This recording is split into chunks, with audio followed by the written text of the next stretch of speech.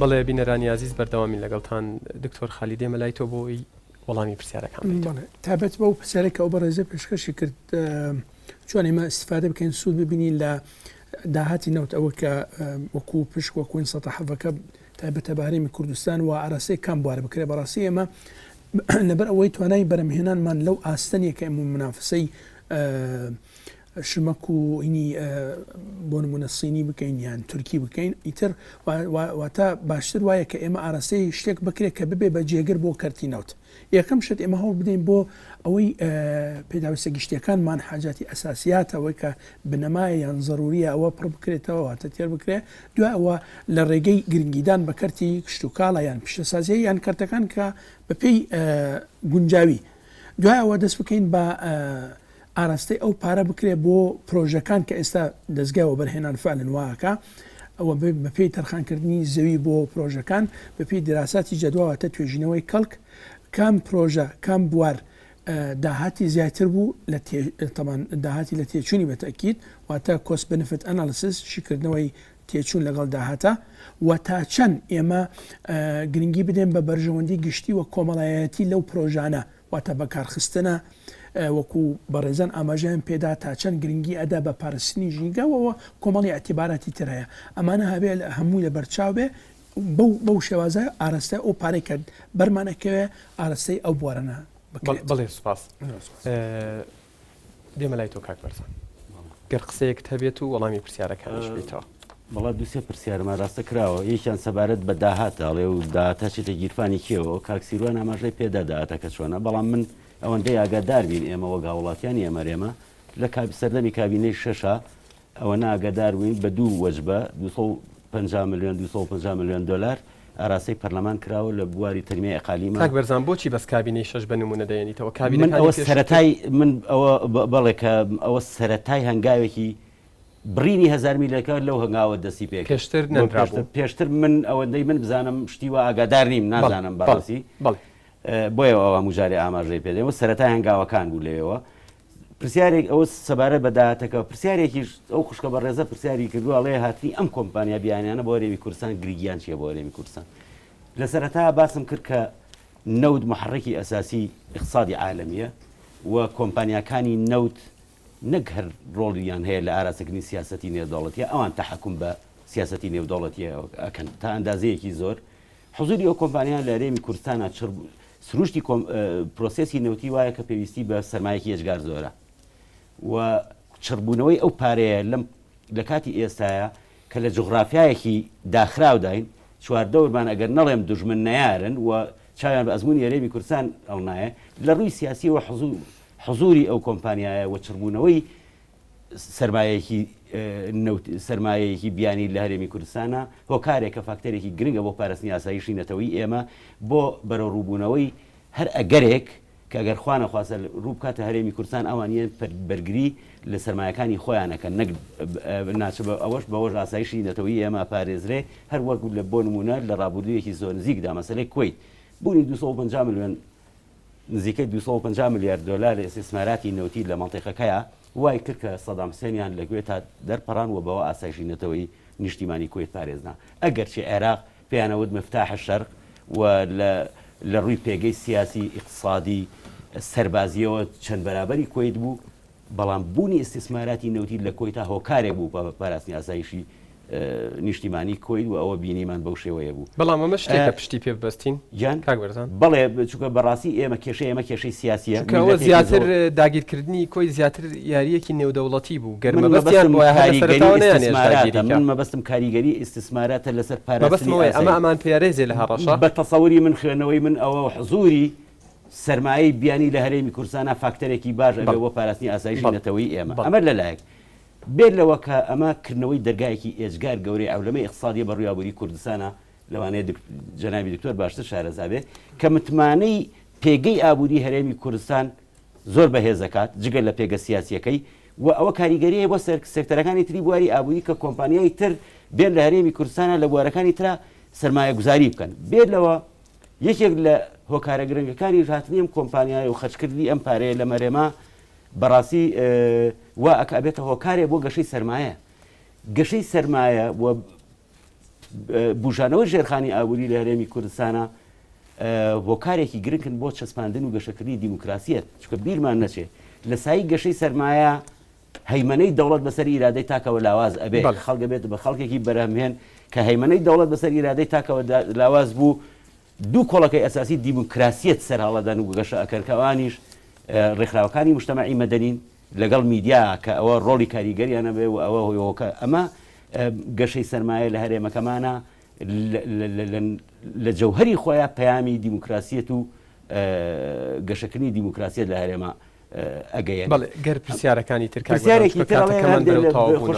کاگڕۆژ ئەڵێ هەندێک بەرپرس پشکیان هەیە لە کۆم من حەزەکەم ئاماژەیە بەشتێ ئەو کۆمپانیای هاتوونەتە هەرێمی کوردستان کۆمپانیای نەوتی پرۆفیشناڵی محتەرەمن سەرمایەکی ئێجگا زۆر لە مەرێما خەرجەکەن یەکەم خاضعی کۆمەڵێ ڕقابات و قوانینی وڵاتەکانی خۆیانن کە هەموو کارەکانی ئەوان وەک حەمەجەزا ئاژماژەی پێدا لە ڕێگەی بانقیەوەیەوە ئەوانە شتێکیان نییە ناشەفاف بێ و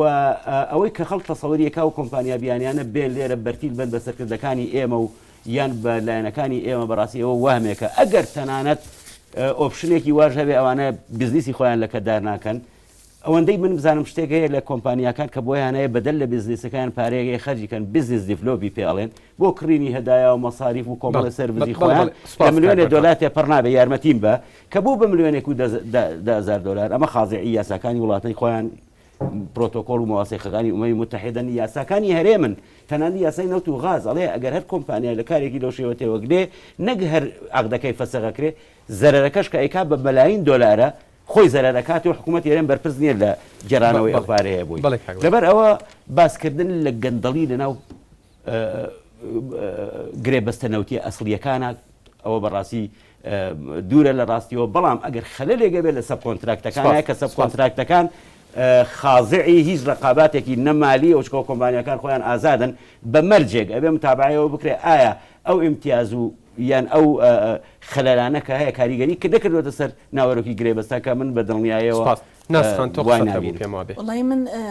بۆیە باسم لەو مەوزوعی ئەوە کرد کە مثلا ئێمە بۆچی ئەم سیاسەتاکەین مادەم ئەو دەهاتە ئەوەیە بۆی کاکسیروانە وەڵامە باتەوە کە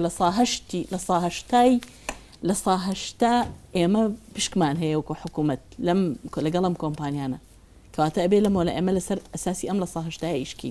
بەشێن ئەم لە ساهشتایە بگەڕین ئەمە خاڵێکی تر مشکلە نییە ئێمە لەگە هەربێ کۆمپانیا بێت ئەم هەرێمی کوردستانە و ئیشکا و بوارینەوە ببوژێنەوە بواری کارەبا ببوژێنەوە یەکێ لە ئیشە قورسەکانی ئەم هەرێمە ئەو بوو لە سەرەتا هیچ کۆمپانیا نهاتە ئێرە بۆیە زۆربەی گرێبەستەکان بە ئەترافی وەزارەت و حکوومەت ئەڵێ زۆربەی گرێبەستەکان دەرفەتێکی باشە ڕەخسێنێ بۆ کۆمپانیەکان بۆی بێن بەڵام ئەمە تاکی ئەبێ ئێمە وابین کەواتە ئەبێ واضح و شەفاوین بۆ ئەوەی هەمومان بەیەکەوە دیفاع لەم سیاسەتە بکەین و بزانین تاکەی ئێمە گرێبەستەکان بەم شێوە ئەکەین کە لە ساڵحی تەنها مستەسمر بێ کەمێکی لە ساڵحی حکوومەتا بێ و لە چ شوێنێکە ئیسێ بکەین و بۆستین بڵێن ئیتر ئێمە ئەبێ ئەم گرێبەستانە بەم شێوە نەبێ کارەبا ئەو گرێبەستانی کە کۆن کراوە ئەو لەحظەیە کە کارەبا و نییە تۆ لەبەرەوەی حکوومەت ناتوانێت سوتەمەنی دابین کە بۆ حتاتی تەولیدی کارەبا حکوومەت هەر پارە ئەدا بە صاحبی کەرتی تایبەتەکە ئەحمەد ئیسماعیلە بۆچی پار دوو ماڵ کارەبا نەبوو لەبەرەوەی ئەفەن ڕاستەکەی تۆ ئەڵێ من هەم بوو وەزارەت قووەری ناگر مهم ئەوەیە کارەبا نەبوو و پارەی ئەم خارێمە ساڵەکەی بە دوو ڕۆژ ئەگەر کێشەیەکە بوو ڕەشی دەکەزانشی قەزم چی بوو لەبەرەوەی ئێمە وازەح بین ئەو ڕێژە زۆرە هێشتان پێتکەمە ئەوەی کە حکوومەت قانز دەکە خۆمول حکوومەتی هەموو عێراق مولکیتەکەی تۆ یەکەم جاروادنەوت بۆیە من وتم ئەگەر ئەمانە هەمووی وابێ بۆ تۆوتت کۆمپانیاکان بەشی ئەوە دەهات ئەڕوا و ئێرەش کۆمپانیاکان حسەی خۆی ئەبا یعنی دەرکەوکە ئەو قسەی کە ئەکرێ ئێمە لە سابیستمان هەیە وکو ڕێژە لەناو ئەم شەریکاتە و شەریکی وا هەیە بۆ 50 ساڵ 25 ساڵ 30 ساڵ شەریکە لەگەڵمانە ڕێژێکی زۆر کەمە ئەمە بەڵام ئێستا تۆ باز لە ساهشتاکەی و لە ساڵ 11کەش لە سابیستی بۆ خۆمانە کەواتە خەریکی هیچی نەمێتەوە بۆ کۆمپانیاکە ئەوە خاڵێکی تر ئەوەی کە شەریک هەیە بۆی بزانین ئێمە لە مۆلا چۆن متابعەکەین ئەوەی کە جەنابی ئەڵێ سەبارەت بۆی پشک هەیەیانە جۆزیف شەرشەل مستەسمیرێکی گەورەی ئەڵمانی بوو پەرلەمان هێنابووی 67 ساڵ تەمەنێتی پێشتر پەرلەمانتار بووە باسی لەوە کردی ئێمە کەینە هەرێمی کوردستان زۆر جار پێویستمان بە پارەی ئەو کەسێنێکە بێ بە شەریک لەگەڵمانە تەنها پێویستمان بە دەسەڵاتەکەیی لە حکوومەتە ینی بۆی هەیە کەسێک تەنها بە پێگەی حکوومەتەکەی و تەنها بە پێگە دەسەڵاتەکەی ببێتە شەریکێکی گەورە لەگەڵ استثمارێکی گەورە و شەریکێکی تەواویشە و هەموو کەس سێ پارێزگاین من ناوی کەس نازانم بەس ئێمە سێ پارێزگاین ئەزاین کێن ئەو شخصانی لە پڕ چون بە ئاسمانەوە کێشن و شخصانێکی ئیسفادییان نەکرد بەڵێ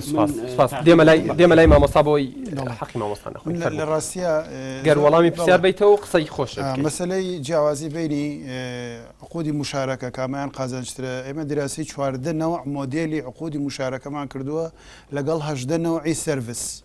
بەڕاستیار حاڵەتی احتیمادەکە سەرخۆی ئەگەر صرف اقتصادیە وەری بگری یاخود لە حاڵەتی ئێمە اقتصادی و سیاسەتە لای ئێمە ئێستا ئەبێ بەنەوت لە ساڵ 90 دانین بۆ سیاستکردن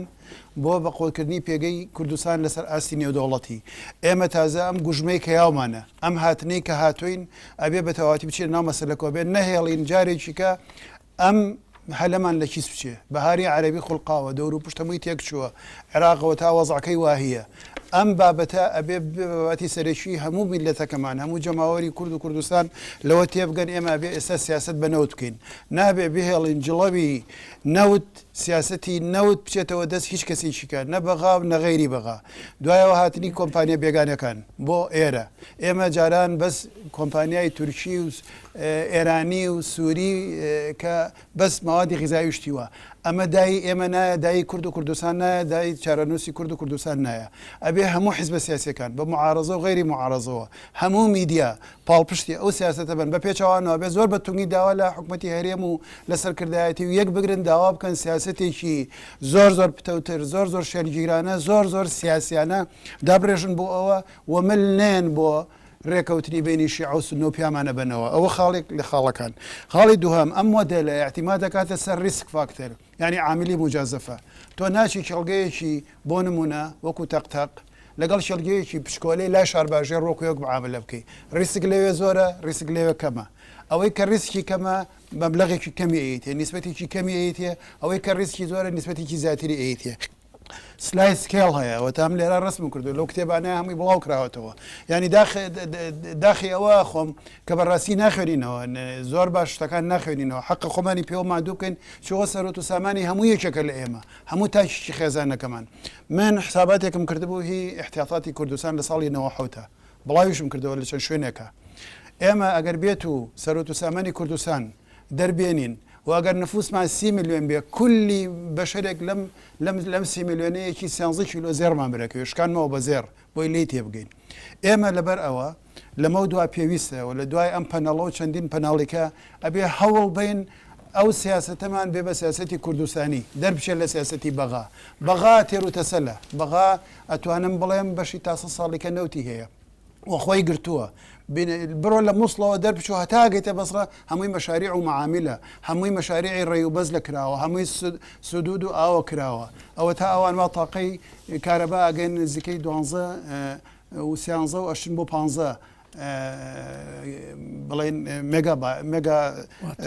مێگاوات ئەم شتانە ئێمە نیمانە ئێمە ئەنفالکراوین گوندەکانمان هەمووی داڕوخاوە بۆیە پێویستە ئێمە زیاتر کارەبای هەرێم زۆر زیاتر لە باشترانە حتمما کاڵێم هەندێک ئینفراستراکچەر دیار نییە بۆریەکی 250 کیلومتری کراوە لە ژێر عەرزایە کەس بە چاو نابینێ بەچی غازە چێ بۆ چەمچەماڵ بەچی غازە چێ بۆ هەولێر بۆ بۆریاچە کە بە چاو نابینێکە ئەوە ئینفراستراکچەرە ئەنجا بینە سەر یەک نمونەی بەسیط کە عەقدی سەرڤسە لە بەسرە ئەوە هەمووی بە ڕسمی هەمە تەنیا یەکێ لە کێڵگەکان کە ئەبێ 1.8 میلیۆن بەرمیل لە ڕۆژێکە ئینتاج بکە حکوومەتی عێراقی بۆ کولی بەرمیلێک بەس قازانج نەک کولفەی ئینتاجەکەی بەس قازانج 1.39 دۆلاری ئاەتێ حسابی کە ڕۆژی ئەکاتە نزیکەی 3 میلیۆن دلار بەس وەکو قازانجی ڕۆژانە نەخێر هەر قازانجی ڕۆژانە ئەیرێتەوە ئەو پارەیە کە سەرفێکە ئەیدرێتەوە نەخێر ئەو شەریکەیە وەرێگرێ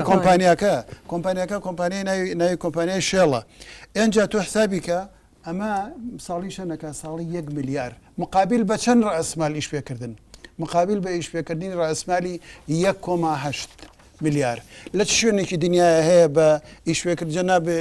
پسپۆڕی ئابووریت بە 1.8 میلیار ئیش بکەی 1 میلیار ساڵانە وەربگریتەوە ئەمە ینی پێوەرێکە و دوای ئەوەی کێڵگەی وازە بەلاح زەبەلاح ئێمە بە هەموو کوردستان لە ئێستەوە پلان ئەوەیە تا ساڵی 1920 ئەجا بگەینە 2 میلیۆن ئەو لە یەک شێڵگە 2 میلیۆن دەرێنێ شێڵگەی زەبەلاح هێنێ بۆیە ئەو ئەتوانێت بەو شێوەیە بیکە ئێمە بۆ شێوە ناتوانین ئەو عقودانە بکەین بێجگەلەوە وەرە سەر یەک شتی زۆر گرنگ کە ئێمە بە خۆمان نزانیوە ئەوان هاتوو شەریکەی نەوتی جنوبیان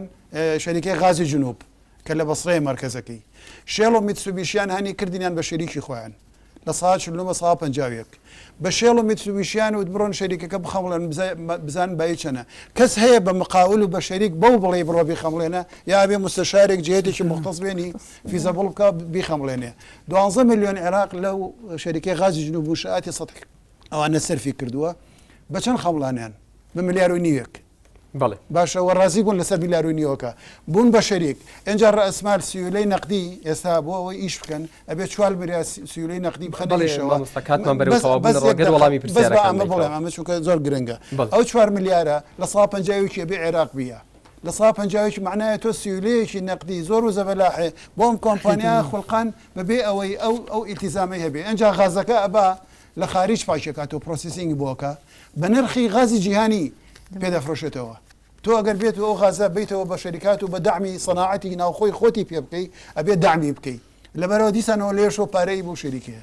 دەوەرە ئەمە یعنی ئەمە بە پەرلەمانی عێراقی لەژینە و توغاز وابزانام کاک بایەزید و مەجموعەیەک لەوێن دەبا بچن پرسیار لەوانە بکەن سپاس مامۆستا سپاس ناسخان دێمە لای تۆ ئێمە دوو بەرنامەمان لەسەر پرسی نەوت کرد و هەر یەک لەمانە تەحلیل و بۆچوون و تێگەیشتنی خۆی گەیاند بە بینەر و بە ئێمەش کە لەسەر مێزەکە مناقەشاکەین تا ئەم ساتەش تۆ قەناعەتت بەو تاو توێکردن و بەو شیکردنەوەوانە نییە من قەناعەتم بە هەموو قسانەی بەڕێز کاک محەممەد جەزایە کە ئیکا لە کاک سیروان کە ئیکەن لەسەر سیاسەتی هەڵی عێراق چونکەەوە یعنی ئەو منتهیە و لە ئەوڵش چ لە حەڵقی یەکەم چ لەم ئەڵقەیە من شارەتم مابەوە بە هیچ جۆرێ هەمومان باشە زانین هەر ئەوەی کە بەرهەمی کارەبا و ژێرخانی ئابووری جنوب وەسە دەبینی ئەزانی وەزعەکە چۆنە بەدەر لەو سیاسەتە وەردی کە باسەکرێ گرفتی ئێمە لەوەیە ئێمە ئەڵین با ئێمە لە ناوخۆی خۆمانە هەمومان وکو یەک ئاگامان لەسەر جەم داهاتی ئەم هەرێمە بێ دیسانەڵێن داهاچی ئەڵین هەموو شتەکان بۆنسەکەی ئەو بەرهەمە نەوتەکەیە کە 250 میلیاری هاتە کە بە دەستکەوتی کابینەی شەش لەنا قەڵەمە درێ و ئێمە ژەڵین شەڕی ئۆپۆزیسیۆن بوو تا هاتە پەرلەمان و دواترەوە تا دووهەم نەوت نایەتە پەرلەمان بەبێ پەرلەمان ئەڕاتە دەرەوە دەوری پەرلەمان تەهمیشەکرێ لە مەسەلەی داهاتە و ئێستش لە لیژنە ئەمیش ئێستش لە لیژنە کە سێشەمەی ڕابردوو ئێمە کۆبوونەوەمان کرد لەگەڵ وەزیری ساونە سروشتەکانە بە یەک جملە هەرچی پرسیاری هەمومان بووکو ئێنەڵێ پرسیاری هەمومانی فنش کردوتی من بەم نزیکانە ئێمە پەرلەمان لەگەڵ سەرۆکی حکوومەت هەرچی تەوزیحاتە ئێم لەسەر داهات لەبەرەوە پرسیارەکانتان لەسەر داهات بۆز مەکەن کەواتە ئێمە چاوەڕوانین کەواتە بەڵگەیە لەسەر ئەوەی کۆی پەرلەمان پێویستی بەم ڕوونکردنەوە هەیە بۆیە وەزیر خۆشی دیسان ئەڵێ ئێمە و پەرلەمان و لە لیژنە هیچ وەڵامێکی ئەمەی نایە چونکە مەجالی نەبوو بەڵێ کاتی بەرنامەکەم کەمتر لە سێ خولەکەم ماوە لە کەمتر لە خولەکێکە وەڵامم بیتەوە سەرۆکی حکوومەتی هەرێم کابینەی حەوت بە فەرمانێکی فەرمی ئاماژی بەوە کردووە کە عیماد ئەحمەد هەموو دەسەڵاتێکی هەیە جگە لە دەسەڵاتی ڕەزامەندی و واژۆکردنی گرێبەستەنەوتیەکان بۆ چوونی تۆ لەسەرمە چێ زۆر بە کوردی بۆ چوونی منەوە بەڕاستی یاسایەگە یاسای نەوت و غازی هەرێمی کوردستانی پێڵێن بە جۆرەیەمی یاسای مەجلیسێکی باڵای نەوت و غازەیە کە لە پێش دەندام پێک دێت یەکێک لەوانە جێگری ئەنجومەنی وەزیران ئەزووە لە مەجلیسی باڵای نەوت و غاز لە هەرێمە و ئەو بێوێ قانونەن ملزەمە بەوەی کە ئاگای لە سیاسەتی نەوتی و پرۆسەسی نەوتی بێ لە هەرێمی کوردستانە و هیچ یەکێکیان ناتوان چکەوە ئەگەر ئەو تەحملی ئەو مەسئولیەتە ناکە ئەکرێ واز بێنێ بەس نابێ قەت بە هیچ شێوەیە ئەگەر کاری تێڕوانینێت لەسەر و فەرمانڕاستیەوە کارەساتەوە پێچەوانەی یاساشە بەڵێ سوپاس کاک سیروان پێشەوەی دواوتتان وەرگرم یەک پرسیارت لێ یەکەم ناسخان لە قسەکانی ئاماژی بۆ کرد کە قسەکانمان لەسەر وەزارەتی سامانە سروشتەکانە کە ئێوە پارلەمانتان تەهمیش کردووە و لە ماوەی ڕابردوودا باس لەوە کرا کە دکتۆر ئاشتی هەورامی بە چەندین داواکردن جارێک نایەتە پەرلەمان بەڵام خۆی هاتووە بۆ لای ڕێخەری گشتی بزوتنەوەی گۆڕان لە گردی جەرگەتە لە سلێمانی و شێوازی ئیشکردنی خۆیانی بۆ ڕوون کردوتەوە ئەمە تا چەند ڕەوایە زۆر بە کورتی وڵی زۆرم پێستر لایەک داوا شەفافێت دەکەین وازم زۆر کارێکی داوای شەفافیت دەکەین بەڵام لە کارێکی ئاسایی سەردانی پێشنیارەکەی جناب سەرۆکی حکومت بووە کارێکی ئاسایی بستە لای سەرۆک حزبێکی معارض کە شتەکانی بۆ ڕوونکاتەوە ئەگەر نەچی نائاساییە زۆر ئیسلامی چی بڵێ ئەگەر ئەو سکرتێری ئەوانش کە پیان حسک چی بڵێ هەر کەسێک دەیەوێ ئەو داواکاریە با داواکاری نە لەسەر داواکاری ئێمە خۆمان پێشنیارمان کردیا بەڵام ئەوە دەڵێم دیسان کە دەڵێن شەفافێت تکام وایە تهدیدیکەن ناسکەخان ئێستا کە گوتمان پێشتر گوتی ئەوە قازانجی کۆمپانیەکان کە لە زۆر کە ڕوونمان کردەوە زۆرە یاویستم بڵێ چونکە یەکەم جار وا دەرکەوە بە قسەکان کاکسیروان تۆ ئەڵێ ئێمە داهاتێکی وامان دەست ناکەوێت لەبەرەوەی بەعزێکی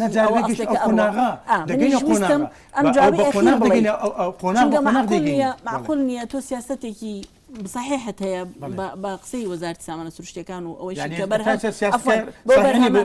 بوبرها مكاربائي أو هم دسكوتا أو هم رون كدنوا كشتان بريتو سركوتونيا أنا ما دام أو أنا كم بوكو يكم جار وتد مجبور من أبي وابل بوي توبلي لصاها شتا بو إيميا لصاها بلاو كرايتو كاتي برنامج يشتتر أمن لكوتاي أو الدليم وزير السامانة سروشتيكان بيش دو حفتة لبرلمان بو وإما شتيتر يعني بيويستا بابت لاوتشيكان لقى بابت استراتيجي تكلنا كين برجوندي أو لا لقى برجودي شتيكان أجرنا ديني وسر خالي صفر زور سباس سپاسی کاک سیروان ئەبوو بەکر عزیز ڕاوێژکاری وەزارەتی سامانە سروشتیەکان دەکەم هەروەها مامۆستا حەمەد جەزا ساڵح قادر دامەزرێنەری یەکەم پرۆژەی خۆماڵی نەوتی کوردستان دکتۆر خالید حەیدەر مامۆستای زانکۆ لە کۆلێژی کارگەڕی و ئابووری خاتوو ناسک تۆفیق ئەندامی لیژنەی پیشە سازی و وزە و سەرچاوە سروشتیەکان کاک بەرزانە ورامی ئەندامی خولی پێشوو لە لیژنەی پیشەسازی و وزە و سەرچاوە سروشتیەکان هەروەها جێی خۆیەتی کە سوپاسی ئەو میوانە ئازیزانە بکەم کە ماندوو بوون لەگەڵمانەوە ئەمڕۆ لە بەرنامەکە ئامادە بوون دووبارە زۆر سوپاسی ئەو ستاف ئازیزاکەم کە هەمیشە ماندوو دەبن لەگەڵما لە کۆتاییدا دەتوانن بۆ گەیاندنی ڕەخنە و پێشنیاز و پرسیارەکانتان پەیوەندی بکەن بە لینکی NRT یاخود لینکی بەکراوەی لەسەر ماڵپەڕی کۆمەڵایەتی فەیسبوک تا بەرنامەیەکی تر بەخواتە نەسپێرم و ماڵتان ئاوا بێت.